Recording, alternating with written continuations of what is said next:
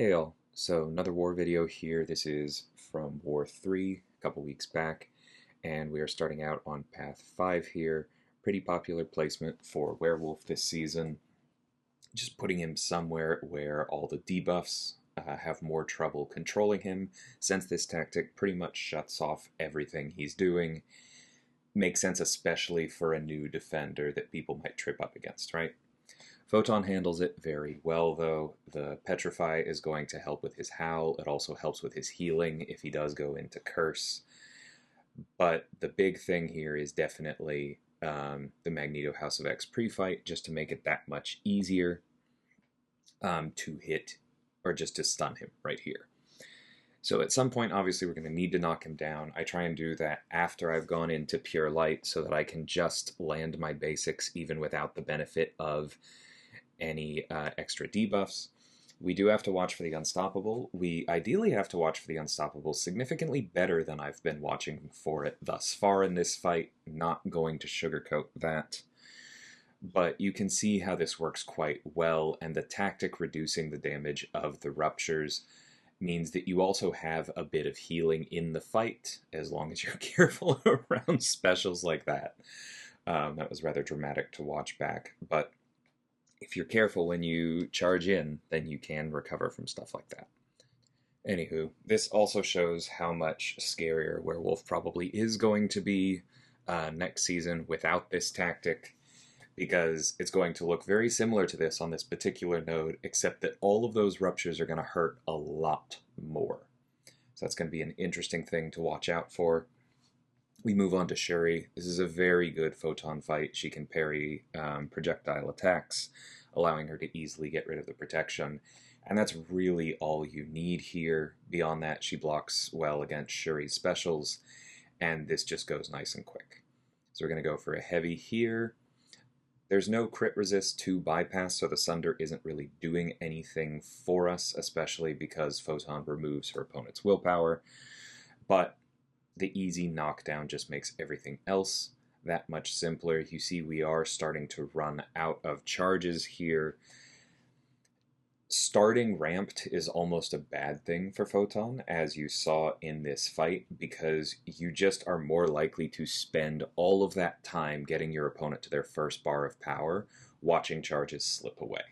It's not a huge deal because she does ramp back up decently quickly, but if we had started at, like, let's say 10 or 15 charges instead of in the, I forget whether it was like 23 or 24. Oh, 23. It's in the persistent charge, that's right. But if we had started at like 15 instead of 23, I think the fight would have been over a good 40 seconds faster. And there is my least favorite thing about Photon versus Shuri, is just the fact that the block stun from those specials is long enough that it forced us into Pure Light early, and so we only have 2 Furies right now. That is extremely annoying when that happens. But what are you going to do? It's kind of just the mechanics of the game at the moment. Moving on to Section 2 here, we just have a simple Dr. Doom. His specials are going to hit harder. There's basically nothing else to this placement. It's an Ascended Doom. We've done this before with Photon. She's not going to super ramp against him because of the tactic, but the tactic does mean that if we get tagged by Incinerates, it doesn't really matter all that much. His specials doing double damage would certainly matter, but that's where inequity comes into play, and I just don't see a whole lot of risk here, especially if we can keep him throwing the special 1, which is completely safe as long as we keep knocking him down, because the slow prevents the aura. The Untouchable there makes things that much simpler. You don't even have to worry about timing the evade, which I know does still sometimes get people, myself included. But there we go. This is going incredibly quick for an Ascended Doom. And yeah, I think we just need one more combo here. Only one more hit. The red numbers didn't even come into play. Being able to crit Doom is so satisfying. Moving on to Nick here. There's not a whole lot to this Nick fight. If you block a special 1, then he will go unblockable on the next one. That's the Prowess part. But with Hard Knock Life now gone from this node, you can just push to special 2. right? You can parry Nick to control his charges, and so I'm just not really worried about this because Toad is such a good Nick counter. We do our medium 3 times to get some poisons going. We immediately stop after that 4th hit to try and get another opening so he doesn't throw the special 1. And then we use the special 1 to push him over 2 bars. We're focused on not just his power right now, but what we're going to be able to do with his power in the future. And honestly, right there, I don't think it would have taken him over, but there's a possibility that I should have completed the combo into the special 1, and maybe it would have pushed him into up to 2 bars. Now, right there is something I never actually want to do. The special 2 is, I won't say it's never worth it, but it's a cash out moment for Toad, right? And Nick has a 2nd life, so the cash out doesn't really help. Losing all of our prowess makes things much more difficult for us. However, we did get hit with a light intercept, and so we didn't have a ton of choice in the matter. I could have tried to avoid it, but it's not a big deal. As you can see here, the fact that when Nick hits us, we heal. When we use our striker, we heal. When we use another special 1, we heal. There's just not a lot of risk for Toad here. I did have the invuln up for a reason, but there wasn't much else going on. Moving on to Sasquatch on his home node this season. This is the best place for him. It's scary, but there are answers, right? I think that the hardest answer is Spider-Gwen, and we have been shifting more and more to that whenever we can fit it in my battle group. But I know how to do it with Photon. I've done it a number of times. I did die, I think, either the 1st or 2nd time I ever did it, because I played poorly, bluntly. But as I've talked about a lot with these sugar pill matchups, if you discipline your parries, right? If you just stick to 1 hit while you have a dex up, if you time things out carefully, if you're cognizant of the fact that Wrath stacks with protection and you don't waste your damage doing nothing, then this works out pretty well, right? And Photon especially can block better than most, and so basically you just allow the debuff immunity to be on cooldown while he's in Wrath. You stack up all of those withers, the inequity helps you take less damage and to block the debuffs on the opponent, increases your own block proficiency. And so she has a better time stalling through the scary part of the fight than most do. And that is why we have sent her here so much. Again, not as hard a counter as someone who can keep Enervator Exhaustion up, especially without need to knock down the opponent, but it still works. There's basically no way of keeping slow up on this fight because you only get it from knocking the opponent down with any of the possible counters here, and that is, of course, why you just have to wait out Wrath, and why I hold on to my special 3 to create some space as things calm down again. And you can see that we're not really making a ton of progress just yet, and that is because, kind of, as I've talked about, woof, blocking that one hurt with all that prowess. That is instantly making this not one of the good ones, but that does happen sometimes if he doesn't give you opportunities to hit him. I was going to say, we don't really worry about how much health we're taking off of him, because when we find those moments, when we have the protection down while we're in pure light and while Wrath stacks are low, we make a lot of progress very quickly, and that's all that really matters to me. But you don't want to block too many of those special 2s there while he has 9 prowess. There's no good way to handle that. So I am throwing the special 3 here to get a little bit of healing. I'm being careful not to dex so that I can make the most of my regen, hit into the opponent a few times. I was hoping he would throw right there before he went into Wrath, because then I could punish it without dexing, and I'd be able to squeeze just a bit more regen out of it. But you can see how the special 3 helped us that much more, just with getting things back on track. I used the striker there kind of as an emergency to back him up, create some space, and just diffuse things without needing to rely on a stun, since he is stun immune during Wrath. Strikers and More really add a whole nother layer that you want to be cognizant of while you have it. And there comes the protection back, but he's at low stacks, so this is worth knocking down. Yeah, there we go.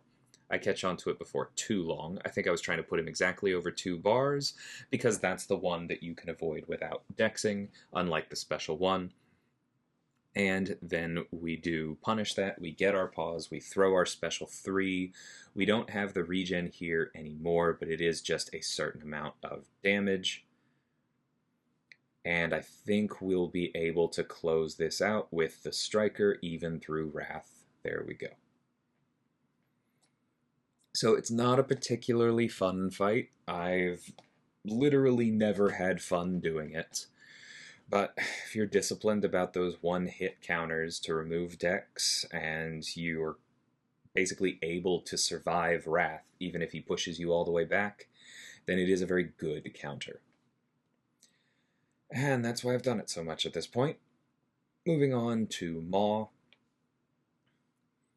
We obviously heal up. I consider this one significantly simpler. Like, the risk here, of course, is that while you have no debuffs on him, Maw throws a special 2 into your block, and because of how you've managed Bubble Shield, it goes unblockable, and you take the degens, and you just die, right? But as long as you know that's how you die, it's pretty much the only way you die, right? Like, we are using somebody here who has a miss counter. It is kind of annoying that her medium can't even hit him out of the root, as we just saw there. So that part's fun. But everything else about this is completely fine, right? We don't really have to worry about managing Falter because we have our always-on miss counter. If we want, we can easily knock him down because we can parry non-contact projectiles. We block better than normal, so Bubble Shield doesn't hurt quite as much. And we're just doing an absolute ton of damage to him, right? You did see the one special 2 there, we blocked it, but we'd been on top of Bubble Shield. It wasn't unblockable, and even if it was, we had our debuffs up. We weren't worried about the opponent, or about his degens actually doing any damage, right?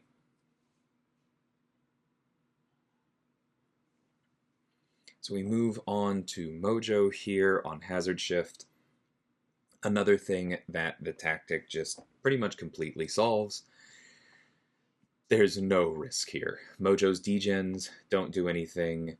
The Hazard Shift debuffs don't do anything.